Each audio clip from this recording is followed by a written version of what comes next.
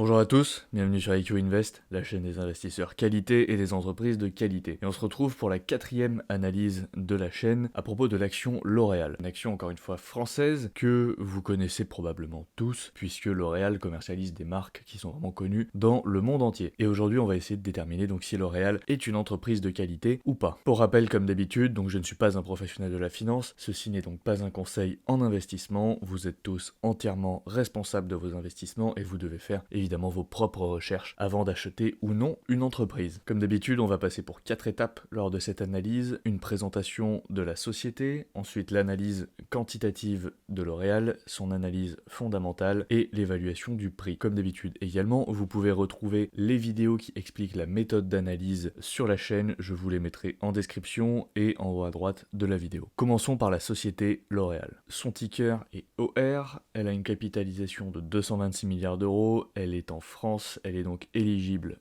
au PEA, elle verse un dividende de 1,42% et elle est dans le secteur de la consommation courante. La société a été fondée en 1909 par un chimiste, Eugène Schuller, et elle commence par commercialiser un nouveau procédé pour les couleurs de cheveux, notamment pour camoufler les cheveux blancs à l'époque. En 1923, donc, la société lance un magazine professionnel pour les salons de coiffure. En 1935, Eugène Schuller crée la première crème solaire, et en 1940, il collabore avec le régime pétainiste et confie une revue collaborationniste à André Bettencourt, qui deviendra son associé. En 1945, L'Oréal crée la première permanente à froid, et en 1960, le premier shampoing huile DOP. Comme vous pouvez le voir, L'Oréal a été responsable de beaucoup de découvertes et d'innovations dans le milieu de la cosmétique. En 1965, L'Oréal rachète Garnier. En 1974, Nestlé rentre au capital de L'Oréal et rachète beaucoup d'actions. Et depuis, donc, L'Oréal a fait beaucoup d'acquisitions de beaucoup de marques différentes, comme nous allons le voir. Et donc, en 2023, L'Oréal a fait sa dernière acquisition, qui est la marque australienne de luxe Aesop. Concernant la répartition des ventes, on voit que L'Oréal réalise 30% de son chiffre d'affaires environ en Europe, 30% en Asie du Nord, 26% en Amérique du Nord, 7,7% dans le reste du monde et 6,2% en Amérique latine. Concernant les secteurs, L'Oréal commercialise ses produits au travers de 4 secteurs: L'Oréal Luxe, la consommation de masse, les produits dermatologiques et les produits professionnels. Et comme vous allez le voir, tout ça se fait au travers de beaucoup de marques différentes. Par exemple, pour L'Oréal Luxe, on retrouve des noms comme Diesel, Giorgio Armani, Lancôme, Ralph Lauren, Yves Saint Laurent. Sur le secteur du grand public, on retrouve Garnier, l'entreprise Lascade qui possède plusieurs marques comme Cadom, DOP, Fluoril, Franck Provost, La Provençale, etc.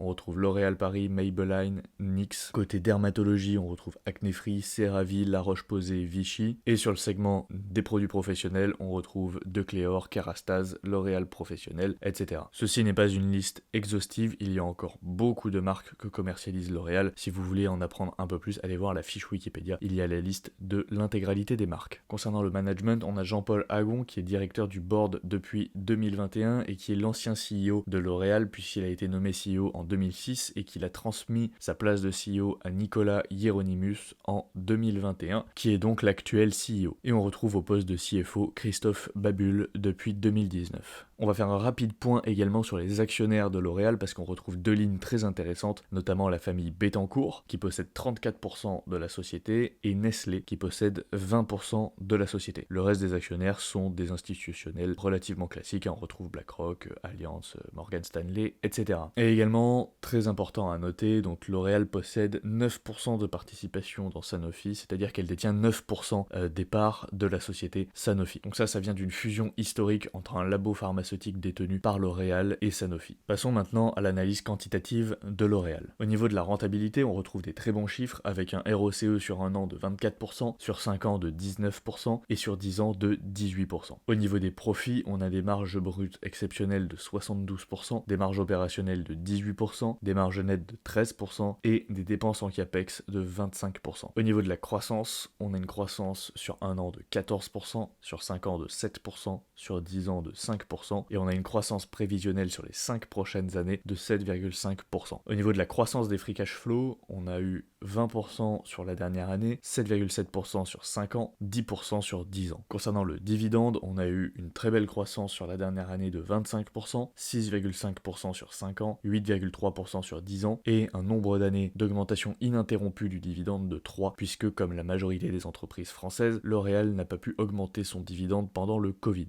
Au niveau de la santé, on a des dettes qui sont très faibles, avec un ratio dette sur EBITDA de 1,01 et un payout ratio de 50%, ce qui reste encore raisonnable. Si on récapitule, on voit que L'Oréal, in fine, a très peu de rouge, puisqu'elle marque des points dans quasiment tous les scores, sauf les années ininterrompues de versement du dividende, mais malheureusement, ce n'est pas de sa faute, puisque c'était une décision du gouvernement français. Ce qui nous donne, in fine, une note de 13,5 sur 20, donc on a bel et bien ici une entreprise de qualité, puisqu'on cherche des entreprises qui ont une note supérieure à 12. Si on compare L'Oréal par rapport à ses concurrents, on retrouve Estée Lauder avec 9,5 sur 20, Procter & Gamble avec 8 sur 20 et le japonais Shiseido avec 5 sur 20. Comparons maintenant L'Oréal au S&P 500 et vous pouvez voir que sur les 10 dernières années, L'Oréal a surperformé légèrement le S&P 500 avec 2,78%. Et on voit vraiment une très belle courbe ascendante de la part de L'Oréal et on a réellement une croissance qui est stable et résiliente. Passons maintenant à l'analyse fondamentale de la société. Au niveau des forces, donc L'Oréal possède un vaste portefeuille de marques qui englobe des produits de luxe, des produits dermatologiques, des produits de masse et des produits professionnels. Elle vend dans le monde entier, est très diversifiée et très appréciée à l'international. C'est le plus gros fabricant de produits de beauté au monde qui a été fondé il y a plus de 100 ans. Elle a un fort potentiel de croissance, notamment au niveau des marchés émergents. Elle a une croissance qui est très stable et résiliente dans le temps. Elle fait beaucoup d'efforts de recherche en continu, notamment en laboratoire, ce qui garantit à L'Oréal un positionnement stratégique et des innovations constantes sur les produits qu'elle commercialise. Elle a une très bonne utilisation du marketing digital et notamment du marketing d'influence en Asie avec une utilisation des influenceurs notamment via TikTok. Et c'est une entreprise qui s'inclut dans une tendance de fond puisque les femmes consomment de plus en plus et ce dans le monde entier et elles sont de plus en plus préoccupées par leur beauté notamment grâce ou à cause des réseaux sociaux. Et enfin, donc, comme on l'a vu, L'Oréal possède 9% de Sanofi. Au niveau des risques, vous allez voir que personnellement j'en ai pas trouvé énormément, si ce n'est que il y a beaucoup de nouvelles marques qui émergent aujourd'hui en ligne et qui sont concurrentes de L'Oréal puisqu'il est beaucoup plus facile aujourd'hui pour n'importe qui de lancer une marque de cosmétiques qu'il y a 20 ans. Ensuite, L'Oréal possède certaines lacunes dans le secteur du luxe et doit continuer à augmenter et à croître ce segment. Et c'est un business de la consommation courante qui est sensible à un potentiel déclin démographique dans les 50 prochaines années. Passons maintenant à la checklist et aux produits. Donc est-ce que les produits sont essentiels? Oui, puisqu'on est sur des produits cosmétiques et que ce sont de la consommation courante. Est-ce que les produits sont achetés régulièrement? Oui, L'Oréal vend des produits qui sont consommables. Est-ce que les produits sont vendus à bas prix? Oui, l'entreprise possède tout un segment de produits de masse qui sont vendus à bas prix et qu'on retrouve au supermarché. D'ailleurs, la prochaine fois que vous allez au supermarché, faites l'exercice, vous allez voir, c'est très drôle, mais quasiment tout le rayon cosmétique est possédé par L'Oréal. Est-ce que les produits sont achetés par une large base de clients? Oui, puisque ces produits sont vendus dans le monde entier et sont appréciés par beaucoup de personnes. Est-ce que les produits résistent au changement? Oui, car L'Oréal possède beaucoup de brevets d'innovation et des marques qui sont très fortes et très anciennes. Concernant le positionnement de l'entreprise, maintenant on a une entreprise qui est appréciée par ses clients, puisque les marques de L'Oréal sont connues et reconnues dans le monde entier. On a une entreprise qui est unique, on a une entreprise qui est leader sur son marché, puisque c'est le plus grand fabricant de produits cosmétiques au monde. On a une entreprise qui résiste très bien à la concurrence grâce à ses marques historiques. On a une entreprise qui dispose d'un fort pricing power,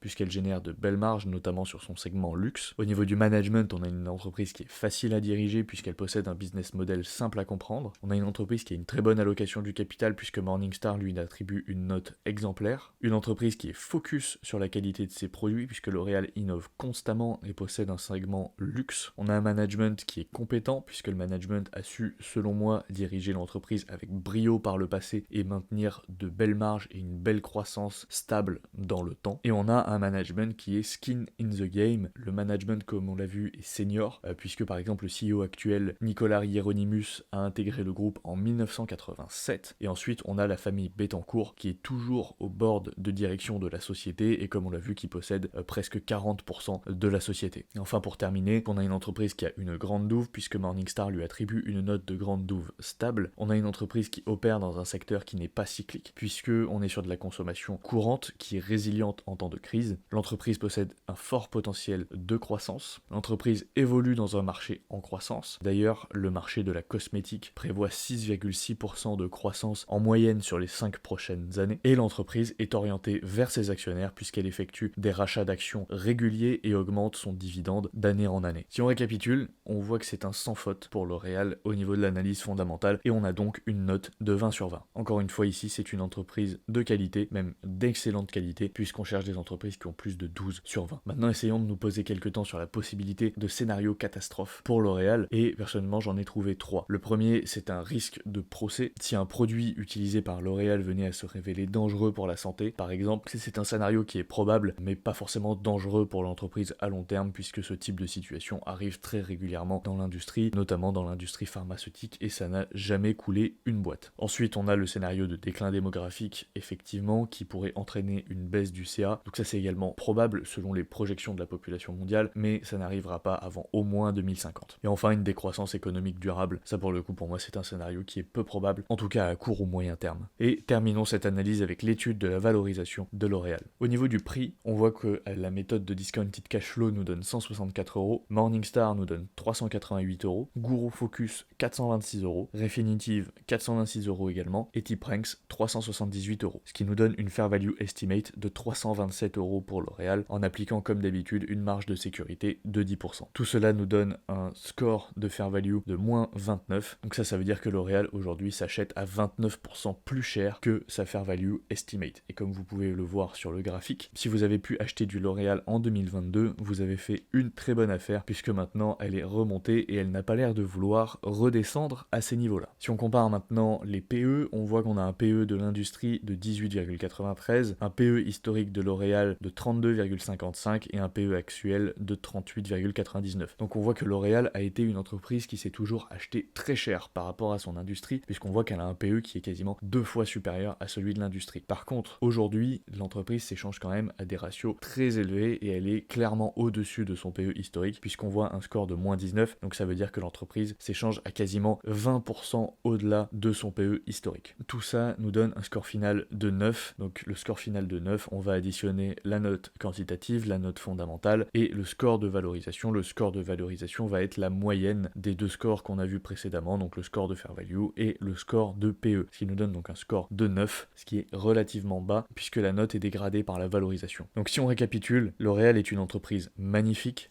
Elle a d'excellents ratios, une croissance qui est stable, elle a une note fondamentale parfaite, elle a une position de leader qui n'est pas prête de faiblir, mais par contre elle s'échange très cher aujourd'hui, même si elle a toujours été très chère, elle est quand même à des niveaux très élevés en ce moment. Personnellement, j'attends une baisse pour pouvoir rentrer sur L'Oréal, et le jour où elle baisse, pour le coup, je vais vraiment en acheter un paquet parce que L'Oréal est toujours une entreprise chère, ce qui s'explique évidemment par sa qualité exceptionnelle et par sa croissance qui est très stable. Merci beaucoup d'avoir écouté cette vidéo, n'hésitez pas à me laisser un pouce bleu, à me laisser un commentaire, à me faire part des prochaines analyses que vous aimeriez voir sur la chaîne, et je vous rappelle que vous pouvez retrouver les vidéos qui expliquent la méthode d'analyse, notamment l'analyse quantitative et l'analyse fondamentale sur la chaîne, et je vous dis à bientôt pour une prochaine vidéo. Ciao.